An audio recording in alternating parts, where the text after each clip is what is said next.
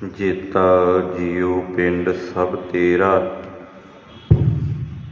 ਤੂੰ ਅੰਤਰ ਜਾਮੀ ਪੁਰਖ ਭਗਵਾਨ। ਦਾਸਨ ਦਾਸ ਕਹੈ ਜਨ ਨਾਨਕ, ਜਿਹਾ ਤੂੰ ਕਰਾਏ ਤੇਹਾ ਹਉ ਕਰੀ ਵਖਿਆਨ। ਜਿਹਾ ਤੂੰ ਕਰਾਏ ਤੇਹਾ ਹਉ ਕਰੀ ਵਖਿਆਨ। ਵਾਹਿਗੁਰੂ ਸਾਹਿਬ ਜੀ। ਮਾਘ ਮੰਜਨ ਸੰਗ ਸਾਧੂਆ, ਧੂੜੀ ਕਰ ਇਸਨਾਨ। ਹਰਿ ਕਾ ਨਾਮ ਧਿਆਏ ਸੁਣ, ਸਭਨਾ ਨੂੰ ਕਰ ਦਾਨ। ਜਨਮ ਕਰਮ ਮਲ ਉਤਰੈ, ਮਨ ਤੇ ਜਾਏ ਗੁਮਾਨ। ਕਾਮ ਕ੍ਰੋਧ ਨਾ ਮੋਹੀਐ, ਬਿਨਸੈ ਲੋਭ ਸੁਆਨ। ਸੱਚੇ ਮਾਰਗ ਚਲਦਿਆਂ, ਉਸਤਤ ਕਰੇ ਜਹਾਨ। 68 ਤੀਰਥ ਸਗਲ ਪੁੰਨ, ਜੀ ਦਇਆ ਪ੍ਰਵਾਨ। ਜਿਸਨੂੰ ਦੇਵੈ ਦਇਆ ਕਰ, ਸੋਈ ਪੁਰਖ ਸੁਜਾਨ। ਜਿਨਾ ਮਿਲਿਆ ਪ੍ਰਭ ਆਪਣਾ, ਨਾਨਕ ਤਿਨ ਕੁਰਬਾਨ। ਮਾਘ ਸੁਚੀ ਸੇ ਕਾਂਡੀਐ, ਜਿਨ ਪੂਰਾ ਗੁਰ ਮਿਹਰਵਾਨ। ਮਾਘ ਸੁਚੀ ਸੇ ਕਾਂਡੀਐ, ਜਿਨ ਪੂਰਾ ਗੁਰ ਮਿਹਰਵਾਨ। ਵਾਹਿਗੁਰੂ ਜੀ ਕਾ ਖਾਲਸਾ, ਵਾਹਿਗੁਰੂ ਜੀ ਕੀ ਫਤਿਹ। ਪਰਮ ਸਤਿਕਾਰਯੋਗ ਧੰਨ ਸ੍ਰੀ ਗੁਰੂ ਗ੍ਰੰਥ ਸਾਹਿਬ ਜੀ ਦੀ ਪਾਵਨ ਗੋਦ ਅੰਦਰ ਸੁਭਾਏਮਾਨ ਗੁਰੂ ਕੀ ਸਾਜੀ ਨਵਾਜੀ ਸਾਧ ਸੰਗਤ ਜੀਓ, ਵਡਭਾਗੇ ਹਾਂ। ਸਤਿਗੁਰੂ ਨੇ ਬੜੀ ਰਹਿਮਤ ਕੀਤੀ ਹੈ। ਅੰਮ੍ਰਿਤ ਵੇਲਾ ਸਚ ਨਾਉ ਵਡਿਆਈ ਵਿਚਾਰ। ਅੰਮ੍ਰਿਤ ਵੇਲੇ ਤੋਂ ਗੁਰਬਾਣੀ ਸ਼ਬਦ ਕੀਰਤਨ ਅਸੀਂ ਬੜੇ ਹੀ ਅਦਬ ਸਤਿਕਾਰ ਦੇ ਨਾਲ ਗੁਰੂ ਦੀ ਗੋਦ ਵਿੱਚ ਬੈਠ ਕੇ ਸਰਵਣ ਕਰ ਰਹੇ ਹਾਂ। ਅੱਜ ਸਤਿਗੁਰੂ ਜੀ ਨੇ ਬੜੀ ਬਖਸ਼ਿਸ਼ ਕੀਤੀ ਹੈ। ਜਿੱਥੇ ਪਿਛਲੇਰਾ ਮਹੀਨਾ ਗੁਰੂ ਸਾਹਿਬ ਜੀ ਦੀ ਬਖਸ਼ਿਸ਼ ਸਦਕਾ ਸੁੱਖਾਂ ਦਾ ਬਤੀਤ ਹੋਇਆ, ਅੱਜ ਨਵਾਂ ਮਹੀਨਾ ਜਿਸ ਦੀ ਆਰੰਭਤਾ ਅਸੀਂ ਅੱਜ ਗੁਰਬਾਣੀ ਵਿਚਾਰ ਦੇ ਨਾਲ ਕਰਨੀ ਹੈ। ਸਤਿਗੁਰੂ ਜੀ ਦਾ ਅੱਜ ਦਾ ਇਹ ਪਾਵਨ ਬਚਨ ਹੈ। ਮਾਘ ਭਾਵ ਇਹ ਮਾਘ ਦਾ ਮਹੀਨਾ ਆਰੰਭ ਹੋਇਆ। ਇਸ ਮਹੀਨੇ ਦੀ ਆਰੰਭਤਾ ਅੱਜ ਇਸ ਮਹੀਨੇ ਦੇ ਨਾਲ ਬੜਾ ਵੱਡਾ ਇਤਿਹਾਸ ਜੁੜਿਆ। ਜਿੱਥੇ ਅਸੀਂ ਇਸ ਸ਼ਬਦ ਦੀ ਵਿਚਾਰ ਕਰਨੀ ਹੈ, ਉੱਥੇ ਨਾਲ ਨਾਲ ਉਹ ਮਹਾਨ ਇਤਿਹਾਸ ਜਿੱਥੇ ਸਤਿਗੁਰੂ ਜੀ ਨੇ ਬਖਸ਼ਿਸ਼ ਕਰਕੇ ਆਪਣੇ ਪਿਆਰੇ ਸਿੱਖਾਂ ਨੂੰ ਆਪਣੀ ਗਲਵੱਕੜੀ ਵਿੱਚ ਲੈ ਕੇ ਜਿਹੜੀ ਟੁੱਟ ਚੁੱਕੀ ਸੀ ਉਹਨੂੰ ਆਪਣੇ ਹੱਥਾਂ ਦੇ ਨਾਲ ਗੰਢਿਆ। ਆਓ ਬੜੇ ਅਦਬ ਸਤਿਕਾਰ ਦੇ ਨਾਲ ਸੀਸ ਝੁਕਾਓ, ਆਪਣੀਆਂ ਮਨ ਬਿਰਤੀਆਂ ਨੂੰ ਕਰੋ ਇਕਾਗਰ। ਇੱਕ ਵਾਰ ਉਚਾਰਨ ਕਰੋ ਜੀ, ਸਤਿਨਾਮ ਸ੍ਰੀ ਵਾਹਿਗੁਰੂ ਸਾਹਿਬ ਜੀ। ਜਿੱਥੇ ਅੱਜ ਦਾ ਇਹ ਮਹੀਨਾ ਧੰਨ ਗੁਰੂ ਅਰਜਨ ਪਾਤਸ਼ਾਹ ਜੀ 12 ਮਹਾਂ ਮਾਝ ਦੇ ਅੰਦਰ ਇਹ ਉਪਦੇਸ਼ ਕਰਦੇ ਨੇ ਕਿ ਮਾਘ ਮੱਜਨ ਸੰਗ ਸਾਧੂਆਂ, ਧੂੜੀ ਕਰ ਇਸ਼ਨਾਨ। ਹਰਿ ਕਾ ਨਾਮ ਧਿਆਏ ਸੁਣ, ਸਭਨਾ ਨੂੰ ਕਰ ਦਾਨ। ਬੜੇ ਧਿਆਨ ਦੇ ਨਾਲ ਇਹ ਪਾਵਨ ਮਹੀਨਾ ਸਰਵਣ ਕਰਨਾ, ਕਿਉਂਕਿ ਪਿਛਲਾ ਮਹੀਨਾ ਕਕਰੀਲਾ ਸੀ। ਪੋਖ ਤੁਖਾਰ ਉਹ ਟੁੱਟ ਚੁੱਕੀ ਹੈ। ਕੱਕਰ ਦਾ ਮਹੀਨਾ ਲੰਘ ਚੁੱਕਾ ਹੈ ਤੇ ਸਤਿਗੁਰੂ ਜੀ ਕਹਿੰਦੇ ਹੁਣ ਜਿਹੜਾ ਮਹੀਨਾ ਆਰੰਭ ਹੋਇਆ ਇਹ ਮਾਘ ਦਾ ਮਹੀਨਾ ਆਰੰਭ ਹੋਇਆ। ਇਸ ਮਹੀਨੇ ਦੇ ਵਿੱਚ ਹੇ ਭਾਈ ਤੂੰ ਇਸ਼ਨਾਨ ਕਰਨਾ। ਤੇ ਇਸ਼ਨਾਨ ਇਹ ਨਹੀਂ, ਕਿਉਂਕਿ ਪੁਰਾਤਨ ਇਤਿਹਾਸ ਦੇ ਵਿੱਚ ਲੋਕ ਪ੍ਰਯਾਗ ਆਦਿ ਤੀਰਥ ਅਸਥਾਨਾਂ ਤੇ ਜਾ ਕੇ ਇਸ਼ਨਾਨ ਕਰਦੇ ਸਨ ਤੇ ਸਮਝਦੇ ਸਨ ਕਿ ਮੇਰੇ ਜਿੰਨੇ ਪਿਛਲੇ ਸਾਲ ਦੇ ਕੀਤੇ ਹੋਏ ਪਾਪ ਨੇ ਉਹ ਖਤਮ ਹੋ ਗਏ ਨੇ। ਤੇ ਸਤਿਗੁਰੂ ਜੀ ਕਹਿੰਦੇ ਭਲਿਆ ਨਹੀਂ, ਇਸ ਤਨ ਦੇ ਉੱਤੇ ਲੱਗੀ ਹੋਈ ਮੈਲ ਤੇ ਧੁੱਪ ਸਕਦੀ ਹੈ ਜੇ ਤੇਰਾ ਮਨ ਹੈ। ਇਸ ਮਨ ਤੇ ਕਈ ਜਨਮਾਂ ਦੀ ਲੱਗੀ ਹੋਈ ਮੈਲ ਕਦੇ ਧੁੱਪ ਨਹੀਂ ਸਕਦੀ, ਜਦੋਂ ਤੱਕ ਜਿਹੜਾ ਅੱਜ ਹੁਕਮ ਦੇ ਵਿੱਚ ਸਤਿਗੁਰੂ ਜੀ ਨੇ ਬਖਸ਼ਿਸ਼ ਕੀਤੀ ਹੈ ਕਿ ਭਲਿਓ ਜੇ ਇਸ ਮਨ ਦੀ ਮੈਲ ਨੂੰ ਧੋਣਾ ਹੈ ਤੇ ਫਿਰ ਭਲੇ ਪੁਰਸ਼ਾਂ ਦੀ ਸੰਗਤ ਕਰਨੀ ਪਏਗੀ। ਅਸੀਂ ਰੋਜ਼ਾਨਾ ਜਪਜੀ ਸਾਹਿਬ ਪੜ੍ਹਦੇ ਹਾਂ ਤੇ ਸਤਿਗੁਰੂ ਜੀ ਦਾ ਬਚਨ ਹੈ ਕਿ ਜਿਸ ਤਰ੍ਹਾਂ ਸਰੀਰ ਉੱਤੇ ਮੈਲ ਲੱਗੀ ਹੋਵੇ ਤੇ ਪਾਣੀ ਸਾਬਣ ਦੇ ਨਾਲ ਧੋ ਲਈਦੀ ਹੈ, ਕੱਪੜੇ ਉੱਤੇ ਮੈਲ ਲੱਗੀ ਹੋਵੇ ਉਹਨੂੰ ਧੋ ਲਈਦਾ, ਪਰ ਜਿਹੜੀ ਮੱਤ ਉੱਤੇ ਲੱਗੀ ਹੋਈ ਮੈਲ ਹੈ ਉਸ ਮੈਲ ਨੂੰ ਕੇਵਲ ਨਾਮ ਧੋ ਸਕਦਾ। ਭਰੀਏ ਹੱਥ ਪੈਰ ਤਨ ਦੇ ਪਾਣੀ ਧੋਤੈ ਪੁੱਤਰ ਸਖੇ। ਇਹ ਰੋਜ਼ਾਨਾ ਦੇ ਸਾਡੇ ਰੂਟੀਨ ਵਾਈਜ਼ ਕਰਮ ਨੇ ਜਿਹੜੇ ਅਸੀਂ ਕਰਦੇ ਹਾਂ, ਇਸ਼ਨਾਨ ਆਦਿਕ ਕਰਦੇ ਹਾਂ। ਭਰੀਏ ਹੱਥ ਪੈਰ ਤਨ ਦੇ ਪਾਣੀ ਧੋਤੈ ਉਤਰ ਸਖੇ, ਮੂਤ ਪਲੀਤੀ ਕੱਪੜ ਹੋਏ ਦੇ ਸਾਬੁਨ ਲਈਐ ਉਹ ਧੋਏ, ਭਰੀਏ ਮਤ ਪਾਪਾਂ ਕੇ ਸੰਗ ਉਹ ਧੋਪੈ ਨਾਵੇਂ ਕੈ ਰੰਗ। ਉਹ ਨਾਮ ਦੇ ਰੰਗ। ਤੇ ਸਤਿਗੁਰੂ ਜੀ ਨੇ ਅੱਜ ਵੀ ਇਹ ਬਖਸ਼ਿਸ਼ ਕੀਤੀ ਹੈ ਕਿ ਮਾਘ ਮਜਨ ਸੰਗ ਸਾਧੂਆਂ ਧੂਰੀ ਕਰ ਇਸ਼ਨਾਨ। ਬਾਹਰਲੇ ਇਸ਼ਨਾਨਾਂ ਦੇ ਨਾਲ ਕੋਈ ਲਾਭ ਨਹੀਂ ਪ੍ਰਾਪਤ ਹੋਣਾ। ਤੀਰਥ ਇਸ਼ਨਾਨਾਂ ਤੇ ਅਸਥਾਨਾਂ ਤੇ ਜਾ ਕੇ ਇਸ਼ਨਾਨ ਕਰਦੇ ਤੇ ਇਹ ਸਮਝ ਲੈਣਾ ਕਿ ਮੇਰੇ ਪਾਪ ਜਿਹੜੇ ਉਹ ਕੱਟੇ ਗਏ ਨੇ। ਸਤਿਗੁਰੂ ਜੀ ਕਹਿੰਦੇ ਨਹੀਂ, ਜਦੋਂ ਤੱਕ ਤੇਰੇ ਮਨ ਦੇ ਅੰਦਰ ਭਰੀ ਹੋਈ ਮੈਲ ਧੁੱਪਦੀ ਨਹੀਂ ਉਦੋਂ ਤੱਕ ਤੇਰੇ ਪਾਪ ਨਹੀਂ ਕੱਟੇ ਜਾਣੇ। ਉਦੋਂ ਤੱਕ ਸਰੀਰ ਭਾਵੇਂ ਜਿੰਨਾ ਮਰਜ਼ੀ ਧੋਈ ਜਾ।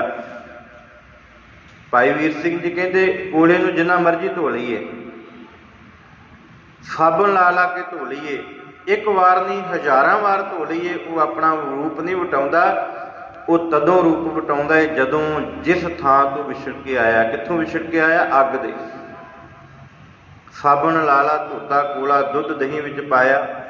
ਤੇ ਭਾਈ ਵੀਰ ਸਿੰਘ ਜੀ ਅਖੀਰ ਕਹਿੰਦੇ ਨੇ ਕਿ ਜਦੋਂ ਇਸ ਨੂੰ ਅੱਗ ਦੇ ਉੱਤੇ ਰੱਖਿਆ ਇਹਨੇ ਆਪਣਾ ਰੂਪ ਵਟਾ ਕੇ ਲਾਲ ਹੋ ਗਿਆ ਤੇ ਉਸ ਅੱਗ ਦੇ ਨਾਲ ਮਿਲਾਪ ਹੋਣ ਕਰਕੇ ਉਹਦਾ ਰੂਪ ਉਸ ਅੱਗ ਵਰਗਾ ਹੋ ਗਿਆ। ਤੇ ਅੰਤ ਜਦੋਂ ਉਹਦਾ ਅੰਤ ਆਇਆ ਤੇ ਉਹ ਫਿਰ ਉਸ ਵਿੱਚ ਅਭੇਦ ਹੋ ਗਿਆ, ਸਵਾ ਬਣ ਗਿਆ ਨਾ। ਅਸੀਂ ਦੇਖੀ ਹੋਏਗੀ ਕੋਲਿਆਂ ਦੀ ਭੱਠੀ ਉੱਤੇ। ਤੇ ਭਾਈ ਵੀਰ ਸਿੰਘ ਜੀ ਕਹਿੰਦੇ ਉਹ ਆਪਣਾ ਆਪ ਤਾਂ ਵਟਾਇਆ ਗਿਆ ਜੇ ਉਹ ਆਪਣੇ ਮੂਲ ਦੇ ਨਾਲ ਜੁੜਿਆ। ਤੇ ਮੂਲ ਦੇ ਨਾਲ ਜੁੜਨ ਵਾਸਤੇ ਸਭ ਤੋਂ ਪਹਿਲਾਂ ਸੇਕ ਸਹਿਣਾ ਪਵੇਗਾ। ਤੇ ਭਾਈ ਸਤਿਗੁਰੂ ਜੀ ਇਹ ਬਖਸ਼ਿਸ਼ ਕਰਦੇ ਨੇ। ਕਿਉਂਕਿ ਸਮਾਂ ਜ਼ਿਆਦਾ ਨਹੀਂ, ਮੈਂ ਸੰਖੇਪ ਵਿੱਚ ਬੇਨਤੀ ਕਰਦੀ ਹਾਂ ਕਿ ਮਾਘ ਮਜਨ ਸੰਗ ਸਾਧੂਆਂ ਧੂਰੀ ਕਰ ਇਸ਼ਨਾਨ। ਕਿੱਥੇ ਇਸ਼ਨਾਨ ਕਰਨਾ ਜੀ? ਭਲੇ ਪੁਰਸ਼ਾਂ ਦੀ ਸੰਗਤ ਵਿੱਚ। ਇਹ ਮਾਘ ਦਾ ਮਹੀਨਾ ਆਰੰਭ ਹੋਇਆ ਤੇ ਭਲੇ ਪੁਰਸ਼ਾਂ ਦੀ ਸੰਗਤ ਵਿੱਚ ਆ ਕੇ ਇਸ਼ਨਾਨ ਕਰਨਾ। ਤੇ ਇਸ਼ਨਾਨ ਕਿਸ ਤਰ੍ਹਾਂ ਕਰਨਾ ਹੈ ਕਿ ਹਰਿ ਕਾ ਨਾਮ ਧਿਆਏ ਸੁਣ। ਹਰੀ ਦਾ ਨਾਮ ਧਿਆਉਣਾ ਹੈ ਤੇ ਸੁਣਨਾ ਵੀ ਹੈ। ਕਈ ਵਾਰ ਅਸੀਂ ਆਪਣੀ ਗੱਲ ਸਾਹਮਣੇ ਵਾਲੇ ਦੇ ਕੋਲ ਰੱਖਦੇ ਹਾਂ। ਗੁਰੂ ਸਾਹਿਬ ਕਹਿੰਦੇ ਨਹੀਂ, ਅਸੀਂ ਕਹਿੰਦੇ ਨਾ ਜੋ ਮੈਂ ਕਹਿ ਰਿਹਾ ਉਹੀ ਠੀਕ ਹੈ। ਮੰਨ ਲਓ ਮੈਂ ਵਿਚਾਰ ਕਰ ਰਿਹਾ, ਮੈਂ ਕਹਿ ਦੇਵਾਂ ਕਿ ਜੋ ਮੈਂ ਕਹਿ ਰਿਹਾ ਇਹੀ ਠੀਕ ਹੈ। ਸਤਿਗੁਰੂ ਕਹਿੰਦੇ ਨਹੀਂ, ਇਨਸਾਨ ਭੁੱਲਣਹਾਰ ਹੈ, ਉਹ ਅਕਾਲ ਪੁਰਖ ਅਗਾਧ ਬੁੱਧ ਹੈ।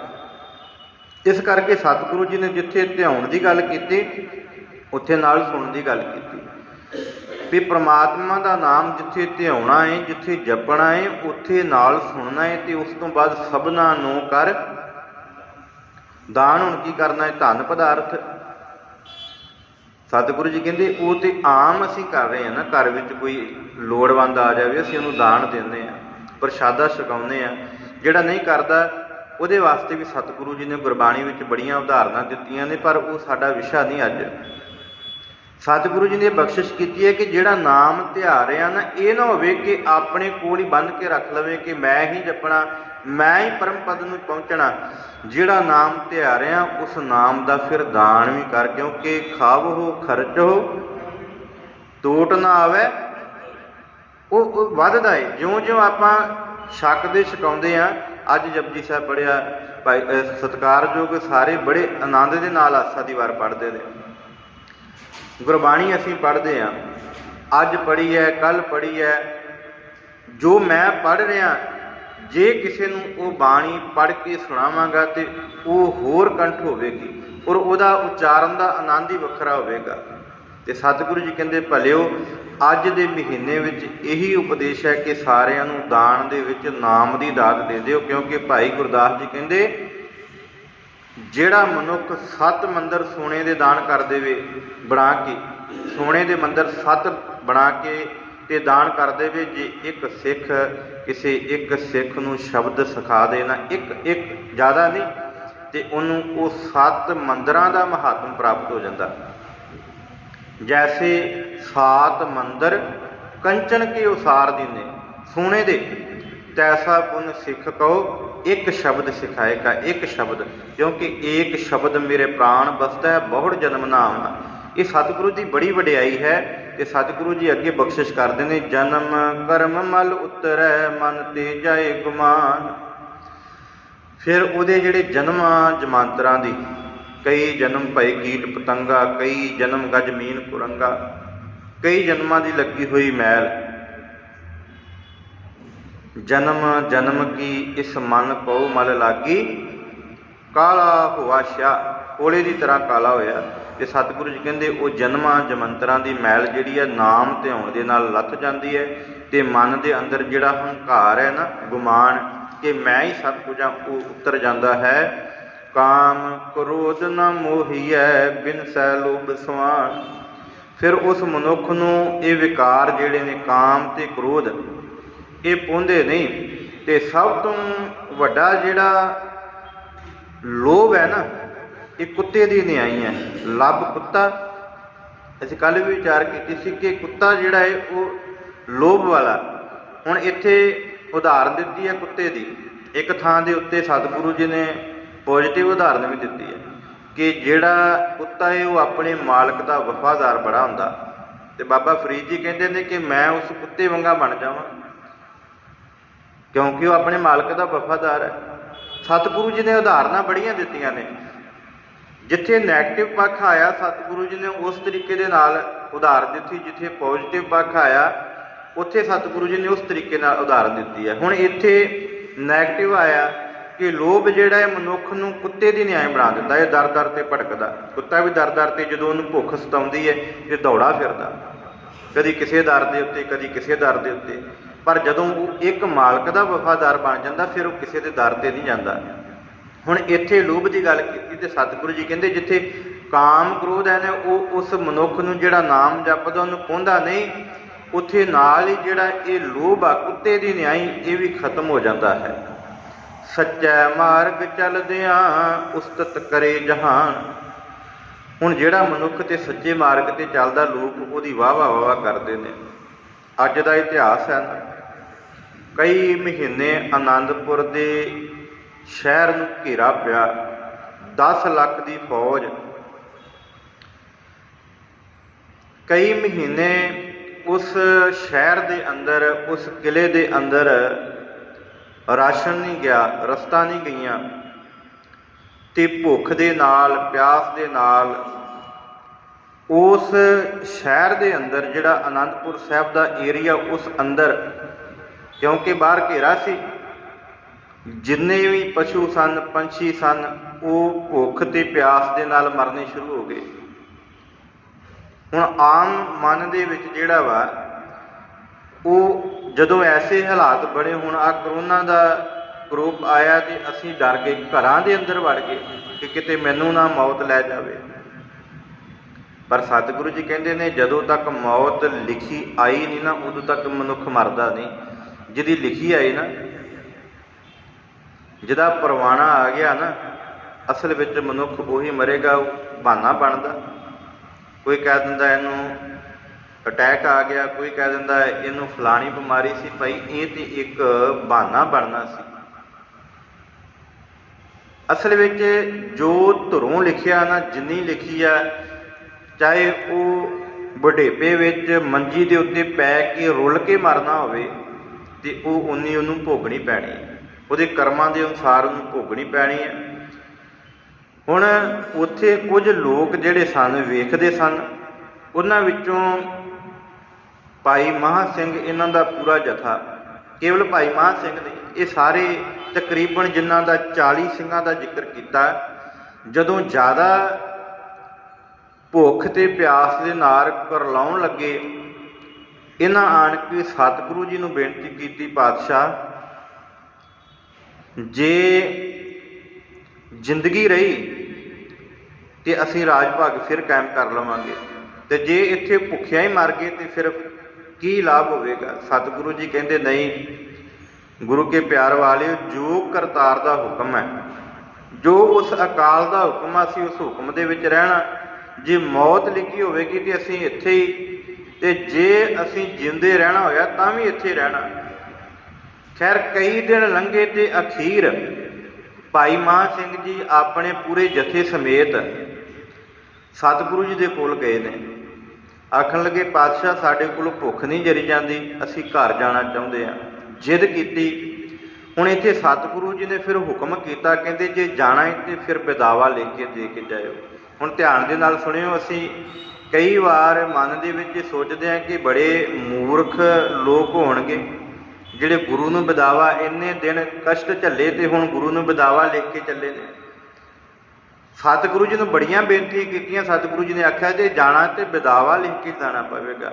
हुण इत्थे एक पासे सतगुरु का हुक्म है, उस हुक्म नूं नहीं मोड़िया, वो हुक्म नूं वजाया।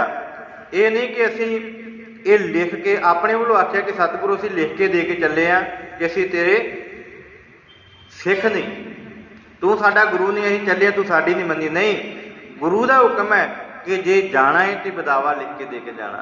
ये भी एक रमज सी।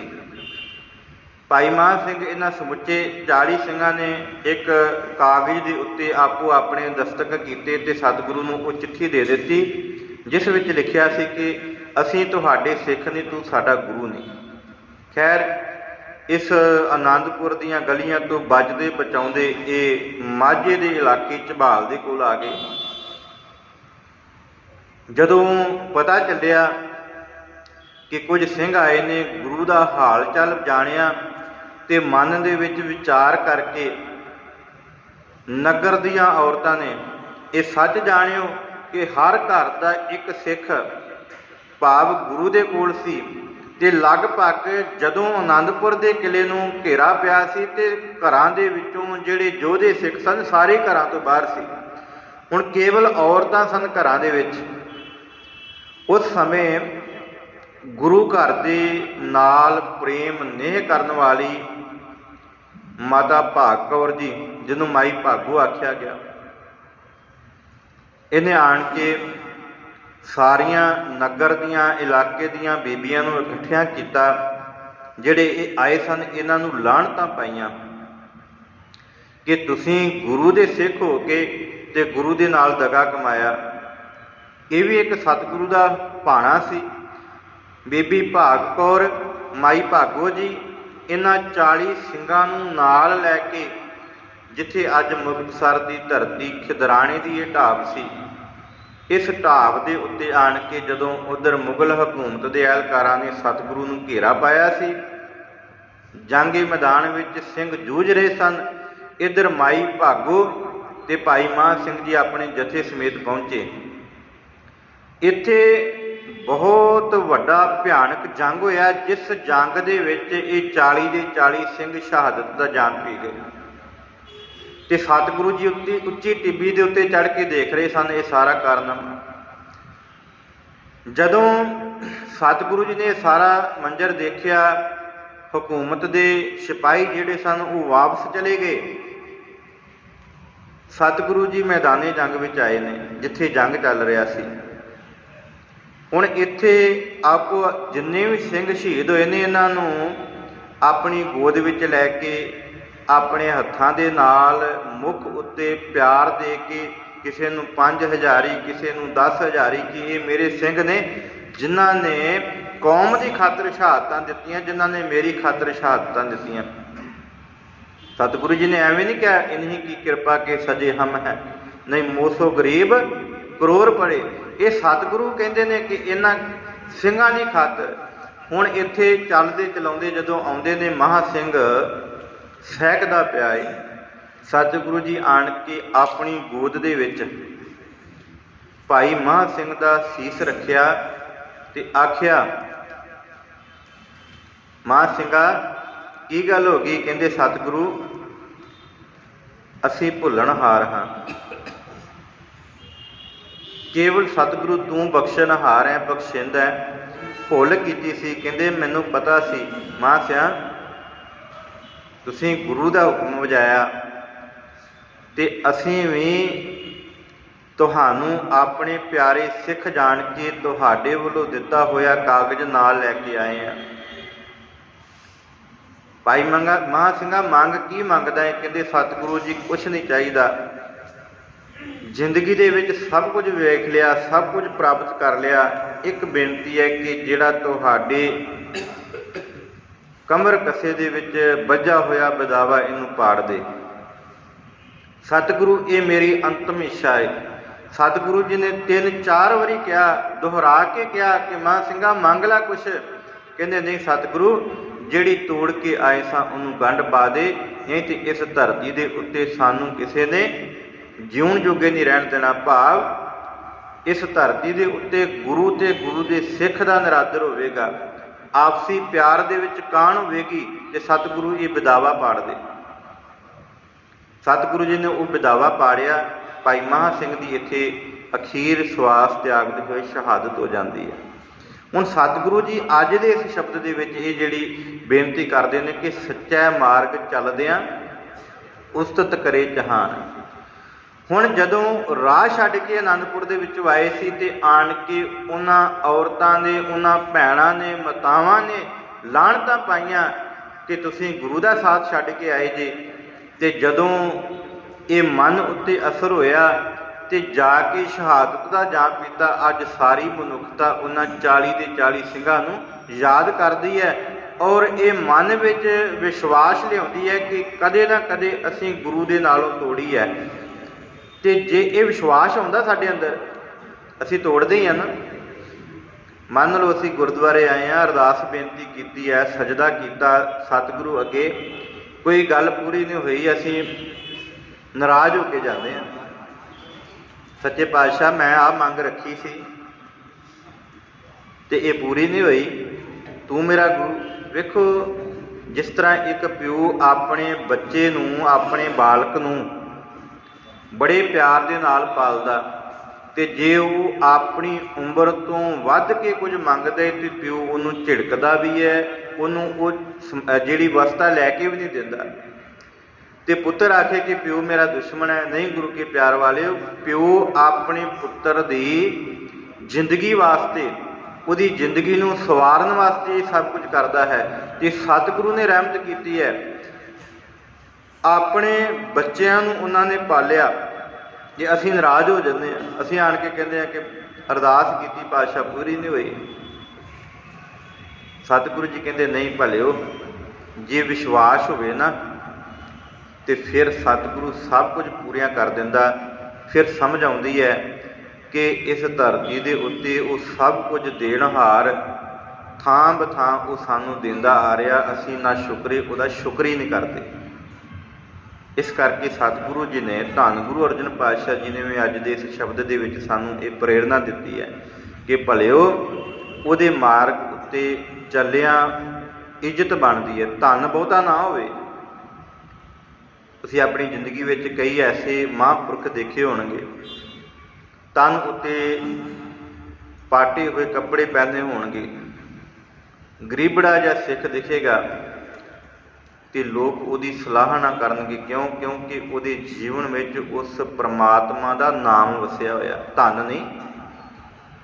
ਅਸੀਂ ਕਿਸੇ ਦੀ ਮਾਇਆ ਕਰਕੇ ਤੇ ਇੱਜ਼ਤ ਕਰ ਸਕਦੇ ਹਾਂ, पर ਉਹਦੀ ਪਿੱਠ ਪਿੱਛੇ ਉਹਦੇ ਔਗਣਾਂ ਦਾ ਵਿਸਥਾਰ ਵੀ ਕਰਦੇ ਹਾਂ ਕਿ ਭਾਈ ਇਹਦੇ ਵਿੱਚ ਆਹ ਔਗਣ ਹੈ, ਇਹ ਇੰਨਾ ਮਾੜਾ, ਇਹ ਬੋਲਦਾ ਚੰਗਾ ਨਹੀਂ, ਉਹਦੀ ਪਰ ਜਿਹੜਾ ਮਹਾਂਪੁਰਖ ਬੰਦਗੀ ਵਾਲਾ ਇਨਸਾਨ, ਫਿਰ ਉਹਦੇ ਪਿੱਛੇ ਪਿੱਠ ਪਿੱਛੇ ਵੀ ਅਸੀਂ ਕਹਿੰਦੇ ਹਾਂ ਕਿ ਨਹੀਂ ਭਾਈ ਇਹ ਭਲਾ ਪੁਰਸ਼ ਹੈ, ਇਸ ਜ਼ਿੰਦਗੀ ਦੇ ਵਿੱਚ ਆਪ ਪ੍ਰਮਾਤਮਾ ਦੇ ਲੜ ਲੱਗਾ ਤੇ ਦੂਸਰਿਆਂ ਨੂੰ ਵੀ ਲਾਉਂਦਾ ਪਿਆ। ਧੰਨ ਗੁਰੂ ਅਰਜਨ ਪਾਤਸ਼ਾਹ ਜੀ ਐਸੇ ਮਨੁੱਖ ਬਾਬਤ, ਮਹਾਂਪੁਰਖ ਬਾਬਤ ਆਖਦੇ ਨੇ ਕਿ ਸੱਚੇ ਮਾਰਗ ਚੱਲਦਿਆਂ ਉਸਤਤ ਕਰੇ ਜਹਾਨ। ਕਿ ਸਤਿਗੁਰੂ ਜੀ ਅੱਗੇ ਬਖਸ਼ਿਸ਼ ਕਰਦੇ ਨੇ 68 ਤੀਰਥ ਸਗਲ ਪੁੰਨ ਜੀ ਦਇਆ ਪ੍ਰਵਾਨ। ਇਹਦੇ ਦੋ ਅਰਥ ਨੇ। ਪ੍ਰੋਫੈਸਰ ਸਾਹਿਬ ਸਿੰਘ ਨੇ ਕੀਤੇ ਨੇ ਕਿ ਨਾਮ ਸਿਮਰਨ ਤੋਂ ਬਗੈਰ ਕੀਤਾ ਹੋਇਆ 68 ਤੀਰਥਾਂ ਦਾ ਇਸ਼ਨਾਨ, ਨਾਮ ਸਿਮਰਨ ਤੋਂ ਬਗੈਰ ਕੀਤੇ ਹੋਏ ਪੁੰਨ, ਨਾਮ ਸਿਮਰਨ ਤੋਂ ਬਗੈਰ ਜੀਆਂ ਉੱਤੇ ਕੀਤੀ ਹੋਈ ਦਇਆ ਕਿਸੇ ਕੰਮ ਨਹੀਂ ਜੇ ਸਿਮਰਨ ਨਹੀਂ। ਪਰ ਕੁਝ ਵਿਦਵਾਨਾਂ ਨੇ ਇਹ ਵੀ ਅਰਥ ਕੀਤੇ ਨੇ ਕਿ 68 ਤੀਰਥਾਂ ਦਾ ਕੀਤਾ ਹੋਇਆ ਇਸ਼ਨਾਨ, ਉੱਥੇ ਜਾ ਕੇ ਕੀਤੇ ਹੋਏ ਪੁੰਨ ਜੇ ਜੀਵਾਂ ਉੱਤੇ ਦਇਆ ਨਹੀਂ ਨਾ ਕਰਦਾ ਤੇ ਫਿਰ ਇਹ ਸਾਰੇ ਦੇ ਸਾਰੇ ਬੇਅਰਥ ਨੇ। ਅਰਥ ਦੋਵੇਂ ਢੁੱਕਦੇ ਨੇ। ਭਾਵ ਅਸੀਂ ਜਿੰਨੇ ਵੀ ਕਰਮ ਕਰਦੇ ਹਾਂ ਜੇ ਉਹਦੇ ਵਿੱਚ ਸ਼ੁਭ ਕਰਮ ਨਹੀਂ ਤੇ ਫਿਰ ਉਹ ਕਿਸੇ ਲਾਭ ਨਹੀਂ। ਮੰਨ ਲਓ ਮੈਂ ਕਿਸੇ ਨੂੰ ਕੋਈ ਦਾਨ ਦੇ ਰਿਹਾ ਤੇ ਉਹਦੇ ਬਦਲੇ ਕੀ ਮੰਗ ਰਿਹਾ ਕਿ ਮੈਂ ਇਸ ਇਨਸਾਨ ਨੂੰ 10,000 ਰੁਪਏ ਦੀ ਮਦਦ ਕਰ ਰਿਹਾ ਜਾਂ ਇਸ ਗੋਲਕ ਦੇ ਵਿੱਚ 10,000 ਰੁਪਇਆ ਪਾ ਰਿਹਾ ਤੇ ਇਹਦੇ ਬਦਲੇ ਕੀ ਮੰਗ ਰਿਹਾ, ਮੈਨੂੰ ਦੇ ਰੋਗਦਾ ਦੇ ਦੇ। ਪਰ ਜੇ ਗੁਰੂ 'ਤੇ ਵਿਸ਼ਵਾਸ ਹੋਵੇ ਤੇ ਸਤਿਗੁਰੂ ਜੀ ਕਹਿੰਦੇ ਨੇ ਭਲਿਆ ਇਹ ਸਰੀਰ ਹੀ ਦੁੱਖ ਤੇ ਸੁੱਖ ਵਾਸਤੇ ਬਣਿਆ। ਦੁੱਖ ਸੁੱਖ ਦੋਏਦਾਰ ਕੱਪੜੇ ਪਹਿਰੇ ਜਾਏ ਮਨੁੱਖ, ਇਹ ਮਨੁੱਖ ਹੀ ਦੁੱਖ ਸੁੱਖ ਨੂੰ ਪਹਿਨਦਾ ਹੈ। ਇਹਦੇ ਸਰੀਰ ਉੱਤੇ ਆਉਣੇ ਹੀ ਆਉਣੇ ਨੇ। ਪਰ ਜੇ ਉਹਦਾ ਸ਼ੁਕਰ ਕਰੀਏ ਤੇ ਉਹ ਦੁੱਖ ਉਹਨੂੰ ਦੁੱਖ ਨਹੀਂ ਪਾਉਂਦਾ ਹੀ ਨਹੀਂ। ਜੋ ਨਰ ਦੁੱਖ ਮੈਂ ਦੁੱਖ ਨਹੀਂ ਮੰਨਦਾ, ਉਹਨੂੰ ਫਿਰ ਉਹ ਦੁੱਖ ਵਿੱਚ ਦੁੱਖ ਨਹੀਂ ਮਹਿਸੂਸ ਹੀ ਨਹੀਂ ਹੁੰਦਾ। ਉਹ ਕਹਿੰਦਾ ਉਹਦਾ ਹੁਕਮ ਹੈ, 4 ਦਿਨ ਆਇਆ, 4 ਦਿਨਾਂ ਦਾ ਇਹ ਮੇਲਾ ਹੈ ਤੇ ਆਇਆ ਤੇ ਚਲਾ ਜਾਏਗਾ। ਇਸ ਕਰਕੇ ਸਤਿਗੁਰੂ ਜੀ ਕਹਿੰਦੇ ਨੇ ਭਲਿਓ ਇਸ ਸੰਸਾਰ ਦੇ ਉੱਤੇ ਨਾਮ ਸਿਮਰਨ ਤੇ ਜੀਵਾਂ ਉੱਤੇ ਦਇਆ ਕਰਨ ਤੋਂ ਬਗੈਰ ਸਾਰੇ ਕੀਤੇ ਹੋਏ ਇਸ਼ਨਾਨ ਕਿਸੇ ਅਰਥ ਨਹੀਂ। ਜਿਸ ਨੂੰ ਦੇਵੈ ਦਇਆ ਕਰ ਸੋਈ ਪੁਰਖ ਸਜਾਨ। ਭਾਈ ਜਿਹਦੇ ਉੱਤੇ ਉਹ ਦਇਆ ਕਰਕੇ ਉਹਨੂੰ ਦੇ ਦਿੰਦਾ ਹੈ ਉਹ ਸੋਹਣਾ ਮਨੁੱਖ ਹੈ, ਸੁਜਾਨ ਸੁਚੱਜਾ ਮਨੁੱਖ ਹੈ।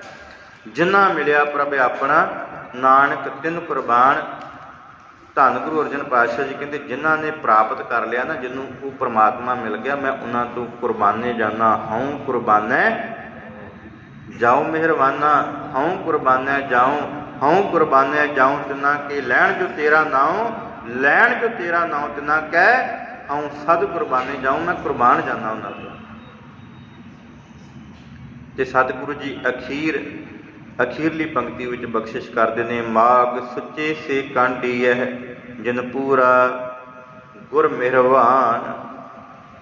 ਇਸ ਮਹੀਨੇ ਦੇ ਵਿੱਚ ਜਿਹਦੇ ਉੱਤੇ ਪੂਰੇ ਗੁਰੂ ਦੀ ਕਿਰਪਾ ਹੋਵੇ ਉਹ ਨਾਮ ਰੂਪੀ ਸੋਹਣੇ ਮੋਤੀਆਂ ਨੂੰ ਚੁੱਕਦਾ ਹੈ। ਉਹ ਆਪਣੀ ਜ਼ਿੰਦਗੀ ਦੇ ਵਿੱਚ ਨਾਮ ਨੂੰ ਵੀ ਹਾਂਜਦਾ ਹੈ, ਉਹਦੇ ਅੰਦਰ ਵੀ ਨਾਮ ਵਸਦਾ ਔਰ ਉਹ ਨਾਮ ਨੂੰ ਜਪਦਿਆਂ ਹੋਇਆਂ ਪਰਮਗਤ ਨੂੰ ਪ੍ਰਾਪਤ ਕਰਦਾ ਹੈ। ਸਤਿਗੁਰੂ ਜੀ ਕਿਰਪਾ ਕਰਨ। ਅੱਜ ਦਾ ਇਤਿਹਾਸ ਤੇ ਅੱਜ ਦਾ ਇਹ ਪਾਵਨ ਬਚਨ ਅਖੀਰ ਇਹਦਾ ਭਾਵ ਅਰਥ ਇਹੀ ਹੈ, ਅਸੀਂ ਟੁੱਟੇ ਹੋਏ ਹਾਂ। ਇੱਥੋਂ ਬਾਹਰ ਨਿਕਲ ਜਾਈਏ ਨਾ ਗੇਟ ਤੋਂ ਬਾਹਰ ਤੇ ਸਾਨੂੰ ਸੰਸਾਰੀ ਕਾਰ ਵਿਹਾਰ ਦੀਆਂ ਚਿੰਤਾਵਾਂ ਸਤਾਉਣ ਲੱਗ ਜਾਂਦੀਆਂ ਨੇ। ਤੇ ਇੱਕ ਵਿਸ਼ਵਾਸ ਰੱਖਿਆ ਕਰੋ ਕਿ ਜਦੋਂ ਗੁਰੂ ਅੱਗੇ ਆਉਂਦੇ ਜੇ ਨਾ ਅਰਦਾਸ ਕਰਿਆ ਕਰੋ ਜਿਸ ਤਰ੍ਹਾਂ ਸਤਿਗੁਰੂ ਜੀ ਭਾਈ ਮਹਾਂ ਸਿੰਘ ਦੀ ਲਾਜ ਰੱਖੀ ਸੀ। ਟੁੱਟੀ ਹੋਈ ਗੰਢ ਲਈ ਅਸੀਂ ਤੈਨੂੰ ਵਿਦਾਵਾ ਦਿੱਤਾ। ਵਿਦਾਵਾ ਇਹ ਹੈ ਕਿ ਅਸੀਂ ਤੇਰਾ ਨਾਮ ਸਿਮਰਨ ਨਹੀਂ ਕਰਦੇ। ਜੇ ਨਾਮ ਸਿਮਰਨ ਕਰਦੇ ਹਾਂ ਤੇ ਲੱਭ ਤੇ ਲੋਭ ਦੀ ਪੰਡ ਚੁੱਕੀ ਹੋਈ ਹੈ ਕਿ ਮੇਰੇ ਵਰਗਾ ਕੋਈ ਗਿਆਨੀ ਨਹੀਂ, ਮੇਰੇ ਵਰਗਾ ਕੋਈ ਧਿਆਨੀ ਨਹੀਂ। ਜੇ ਅਸੀਂ ਥੋੜ੍ਹਾ ਜਿਹਾ ਬਾਹਰ ਜਾਂਦੇ ਹਾਂ ਨਾ ਤੇ ਮਨ ਦੇ ਵਿੱਚ ਅਸੀਂ ਇੱਕ ਤੇ ਗੁਰੂ ਪ੍ਰਤੀ ਸ਼ਰਧਾ ਹੈ ਤੇ ਦੂਜਾ ਫਿਰ ਅਸੀਂ ਜਾ ਕੇ ਥਾਂ ਥਾਂ 'ਤੇ ਦੀਵੇ ਜਗਾਉਂਦੇ ਹਾਂ, ਮੱਥੇ ਟੇਕਦੇ ਹਾਂ, ਹੱਥਾਂ ਉੱਤੇ ਮੌਲੀਆਂ ਬੰਨ੍ਹਦੇ ਹਾਂ। ਵਿਸ਼ਵਾਸ ਨਹੀਂ ਨਾ ਰਿਹਾ ਗੁਰੂ 'ਤੇ। ਜੇ ਵਿਸ਼ਵਾਸ ਹੁੰਦਾ ਤੇ ਭਾਈ ਮਹਾਂ ਸਿੰਘ ਵੀ ਫਿਰ ਨਿਕਲਦੇ ਨਾ। पर अखीर जदों लाणतां पईयां ते फिर वो ऐसा विश्वास बधा कि मैदाने जंग दे विच जाके जूझ के शहीद होए। विश्वास सी ना, ते साडा विश्वास टुट चुका। ते विश्वास तां बनना, मैं अखीर उत्ते बेनती करां, विश्वास तां करना बनना जदों बाणी नूं पढ़ के उहदी विचार करांगे। मैं तो केवल अद्धा घंटा पौना घंटा आप जी दे नाल विचार करके चले जाना। रोज़ाना असीं इन्नी कुछ विचार कर लैंदे हां, पर जदों तक अपने तो मैं खुद नहीं विचार करता उदों तक बाणी पढ़ी हुई का लाभ कोई नहीं, क्योंकि समझ नहीं ना। इत्थों मैं पढ़ी जावां अहमदाबाद तो गांधी नगर जाना, अहमदाबाद तो गांधी नगर जाना, पर उस रस्ते नूं प्रैक्टिकल रूप में वेख्या ना होवे ते नहीं जा सकता। सुनिया सुनाइया गल्लां ने, मैं इधर नूं भी हत्थ सज्जे पासे भी कर सकदा, खब्बे पासे भी कर सकदा, क्योंकि पता कोई नहीं। इस करके सतगुरु जी कहते ने, जिहड़ा मनुख बाणी नूं गाउंदा ना, जिहड़ा बाणी नूं सुणदा, वो गुरु की आग्या नूं सत करके मन्ने, पर तां मन्नेगा जे उस शब्द की समझ आ जाएगी। जिस तरह अज ये शब्द है, सतगुरु जी ने यही समझाया ना, माग मजन संग साधुआ। ध्यान दे नाल सुनियो, यो पंक्ति मैं कह के समाप्ति कहनी है। माग मजन संग साधुआ, सतगुरु ने उपदेश कर दिता कि ये महीना आरंभ होया तो हुण इस महीने विच भले पुरुषां की संगत करनी है। तो जे केवल ये सुन के चले गए तो कीती ना, तो फिर इत्थे सतगुरु का थोड़ा कोई कसूर है। सतगुरु ने तो उपदेश कर दिता, मनना उहदे सिख दा है। भगत कबीर जी कहते, कबीर साचा सतगुरु क्या करे, जां सिखा मैं चूक। हुण सिखां विच ही चूक है तो सच्चा सतगुरु की कर सकदा, मनण वाले मनण ना। इस करके मेरी बेनती है, असीं सारे सतगुरु जी का उपदेश सुनिया करिए, सतगुरु जी के उपदेश नूं गाया करिए, ते नाल नाल उहनूं मन्निया करिए। सतगुरु जी कृपा करन, इस महीने दे विच असीं भी भले पुरुषां की संगत दे नाल जुड़ के अपने जीवन नूं सफला बना सकीए। जिहड़ी साडी भी टुटी है, सतगुरु जी उसनूं गंढ पा देण। होइयां बेअंत भुलां दी खिमा। बड़े अदब सत्कार नाल सारी संगत ने बैठ के विचारां सरवण कीतियां। विचारां करदिआं दास दे कोलों होइयां अणगिणत प्रकार दीआं भुलां दास की झोली विच पा देणीआं। सतगुरु का बचन जो उपदेश है वो आप जी ने अपने हिरदे विच वसाउणा। सतगुरु जी बख्शणहार ने, गुरु की संगत बख्शण योग है। किसी नूं कोई दास दे कोलों बोलदिआं दिल नूं ठेस पहुंची होए तो दास खिमा का जाचक है। अखीर मेरी एक बेनती है, असीस दिओ कि सतगुरु की इस तरह सेवा करते रहिए ते नाल नाल सतगुरु के नाल ये प्रेम बनिया रहे। देहो सज्जण असीसड़ियाँ, ज्यों होवै साहिब स्यों मेल।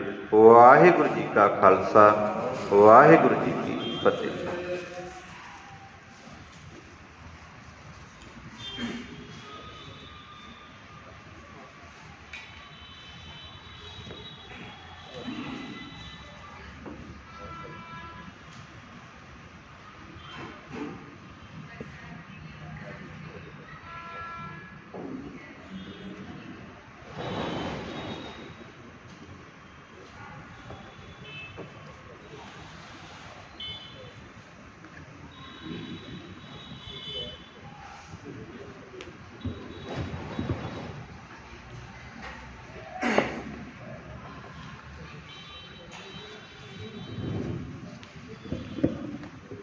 वाह।